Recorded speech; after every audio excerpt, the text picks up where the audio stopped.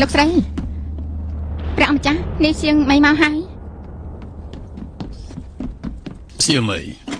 នាងមកហើយមែនទេសូមក្រាបថ្វាយបង្គំព្រះអង្គម្ចាស់មិនបាច់គួរសមទេមេវលោកស្រីអញទៅហៅសៀងមិនមកមែនទេព្រះអង្គម្ចាស់លោកស្រីបានផ្ដាំឲ្យខ្ញុំទៅហៅនេះសៀងមិនមកទីនេះថ្ងៃក្រោយបាទលោកស្រីចង់រកខ្ញុំនាំពាក្យមួយម៉ាត់ទៅបានហើយទោះជាត្រូវវាមកក៏ខ្ញុំមកដែរប៉ុន្តែមិញលោកស្រីរបស់ឯងមិនស្រួលខ្លួនទើបចូលទៅសម្រាប់បាត់ហើយតាមប៉ុណ្្នឹងចឹងទេមិនអីទេខ្ញុំម្ចាស់មកម្ដងទៀតចាស់ណាអ្នកណាចង់ជួបយើងលោកស្រីប្រហែលថ្ងៃមុនលោកស្រីឲ្យខ្ញុំហៅសៀងមិនមកខ្ញុំបានហៅនាងមកហើយតែហើយលោកស្រីហេតុអីក៏លោកស្រីដូចជាក្មេងម្ល៉េះហើយកាន់តែស្រស់ស្អាតទៀតមើលទៅដូចជាមានវ័យស្របាលខ្ញុំអញ្ចឹងណាលោកស្រីលោកខ្លាំងណាស់ទាំងអស់គ្នាជជែកលេងចុះយើងចេញទៅក្រៅបន្តិចទៀតជួបគ្នាជាមួយលោកអបរាជផង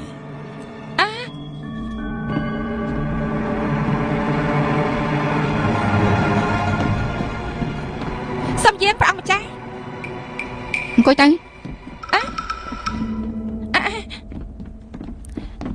អង្គុយនៅចំពោះមុខលោកស្រីសៀមមីខ្ញុំមិនហ៊ានអង្គុយទៅចាក់តែមកចា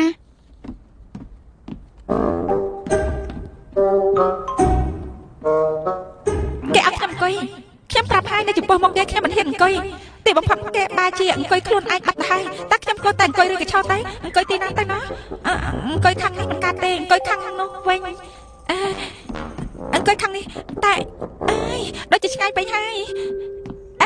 កាលអីនៅខាងនោះអញ្ចឹងរត់តែមិនកើតហើយតែគាត់ធ្វើយ៉ាងម៉េចទេហើយតានាងកំពុងធ្វើអីទៅដើរមកមិនចេះធុញទេអង្គុយចុះត្រូវហើយលោកស្រីហើយខ្ញុំមកទីនេះតើមានការអីទេខ្ញុំហៅនាងមកហ៎ក្រែងនេះមករកយើងហ៎ខ្ញុំនេះមានប្រាប់ខ្ញុំថាគេមានការចង់ប្រាប់ខ្ញុំមិនក៏ថាខ្ញុំចង់ជួបគេទៅវិញនិយាយទៅមករកយើងមានការអីខ្ញុំបានចាត់ទុកថាខ្ញុំមករកគេទៅចាស់លោកស្រីដោយសារតែខ្ញុំខានជួបលោកស្រីយូរពេកទៅខ្ញុំនឹកលោកស្រីម្យ៉ាងទៀតណាមួយក្បាលនៅផ្ទះខ្ញុំនោះគេមួយក្បាលនោះនាងចិញ្ចឹមសត្វអីសត្វអីយ៉ាងម៉េចមិនអញ្ចឹងមិនគិតថាមួយក្បាលនោះអាយ៉ាមិនមែនទេលោកស្រីខ្ញុំនិយាយថាមួយក្បាលនោះគឺសំដៅទៅលើអូជីរបស់ខ្ញុំហ្នឹងណាតាមប៉ាត់និយាយពីអូជីទេហ៎អូជីរបស់ខ្ញុំគេមិននៅផ្ទះទេព្រោះគេនាំអ្នកប្រុសទី2ទៅរកអ្នកសច្ចាំងធានយន្តហើយខ្ញុំនៅផ្ទះក្រៅពីកំដរអ្នកមីងទៅគឺគ្មានកិច្ចការអីផ្សេងធ្វើទេនៅមានទៀតឯបងម៉ាវិញណាទៅលេងជាមួយនឹងណាចាស់បាត់ទៅហើយពួកគាត់មិននៅខ្ញុំអរតែអបសក់អញ្ចឹងទៅឈរក៏មិនត្រូវអង្គុយក៏មិនត្រូវដេកក៏មិនត្រូវដែរក្រោកក៏មិនត្រូវទេខ្ញុំលុបជង្គង់ធ្វើអីខ្ញុំក្រោកឈរវិញគ្រាន់បាយជាងលុបជង្គង់ប៉ុន្តែពេលឈរឡើងគឺពិតជារួយជើងខ្លាំងណាស់រកកន្លែងអង្គុយវិញហើយប៉ុន្តែបាំងអង្គុយក្បែរលោកស្រីបានហើយនិយាយទៅនិយាយមកនាងអបសក់ទេហ៎ត្រូវហើយដូច្នេះអណ្ដងទឹកនៅក្នុងសួនច្បារអត់មានកម្របទេនាងអាចលោតចូលទៅបានមិនអញ្ចឹងនាងអាចឡើងទៅលើដំបូលហើយលោតពីលើដំបូលចុះមកក៏បានដែរនៅមានទីនាងឡើងលើដើមឈើទៅហើយលោតចុះមកដៃវិញនិយាយរួមនាងចង់លោតយ៉ាងម៉េចក៏លោតទៅលេងអបសក់ហើយលោតទឹកលោតពីលើផ្ទះលោតពីលើដើមឈើអញ្ចឹងមិនស្លាប់បាត់ទៅហើយទេហ៎ត្រូវហើយនាងស្លាប់ឬមួយក៏រួមមានស្អីពាក់ព័ន្ធជាមួយជើងទៅ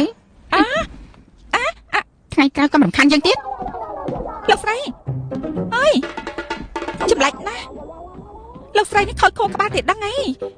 នៅសុកមិនក៏ឲ្យខ្ញុំទៅស្លាប់អញ្ចឹងម្យ៉ាងទៀតនៅរស់សុកហេតុអីក៏ខ្ញុំត្រូវស្លាប់នោះខ្ញុំមិនទាន់ការជាមួយអូជីផងខ្ញុំក៏មិនទាន់បានហៅអ្នកមីងថាម៉ែក្មេងផងខ្ញុំនឹងអូជីក៏មិនទាន់មានកូនទៀតអើយមីវខ្ញុំសួរឯងណាលោកស្រីរបស់នាងថ្មីនេះឈឺតាមែនទេឈឺហ៎អត់ឈឺទេអត់ឈឺហ៎អញ្ចឹងចម្លែកណាស់មិញគេនិយាយស្ដីដូចជាមិនដឹងអីសោះហើយឲ្យខ្ញុំទៅស្លាប់ទៀតផងមកសាមិញលោកស្រីចាញ់ពីវត្តមកវិញដូចជាចម្លែកបន្តិចដែរប៉ុន្តែផ្សេងទៀតធម្មតាទេនាងយល់ថាកើតមានរឿងអីហ៎ដូចជាគ្មានរឿងអីទេគ្រាន់តែខ្ញុំមិនយល់សោះនាងប្រាប់ខ្ញុំថាលោកស្រីចង់ជួបខ្ញុំប៉ុន្តែខ្ញុំសួរគាត់ថាខ្ញុំមករកគាត់វិញពិតជាចម្លែកណាស់មីវតើអញដឹងថាលោកស្រីរកខ្ញុំធ្វើអីដែរទេអញ្ចឹងអស់ត្រូវហើយដូចជាលើកមុនអ្នកមីងធ្វើមហូបត្រូវមាត់គាត់ខ្លាំងណាស់ដូច្នេះលោកស្រីហៅនាងមកដើម្បីចង់ផ្ញើអីវ៉ាន់ទៅឲ្យអ្នកមីងណា អូ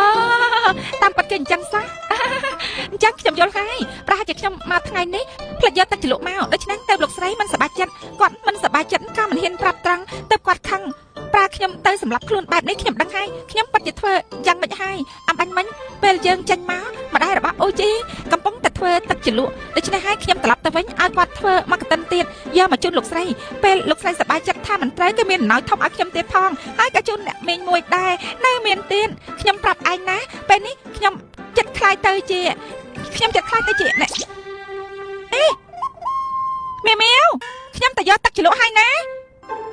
ហើយចម្លាច់ណាដំណាក់ព្រះអង្គនេះអត់មានសុជីវធម៌សោះហើយ